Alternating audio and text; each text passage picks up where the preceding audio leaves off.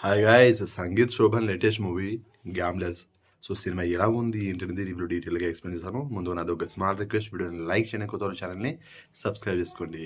So, cinema యొక్క story point ఏంటంటే, ఒక గేము అండ్ హీరో వాళ్ళు ఒక డీల్ కుదుర్చుకుంటారు. ఆ డీల్ ఏంటి, అండ్ తర్వాత ఏం జరిగింది ఏంటి అన్నది స్టోరీ భయ్య. షబ్బా సాయిరామ్! ఎలాంటి స్టోరీలు ఎప్పుడో డెడ్ అయిపోయినాయి. కానీ అప్పుడప్పుడు ఇంకా ఇలాంటి స్టోరీ బ్రతికే ఉంది అని ఇలాంటి సినిమాలు వచ్చే వరకు తెలియదు భయ్య.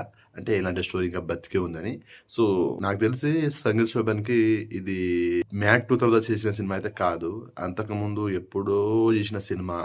ఆ సినిమా క్వాలిటీ చూస్తే అండ్ కెమెరా యాంగిల్ చూస్తేనే అర్థమవుతుంది. కానీ సంగీత్ శోభన్ లుక్ మాత్రం బాగుంది భయ్య. మనకు 'మ్యాడ్' మూవీలో క్లీన్ షేవ్‌తో కనిపించారు కదా! ఈ 'గ్యాంబ్లర్స్‌లో' తన బియర్డ్ ఆ లుక్ అయితే చాలా బాగుంది.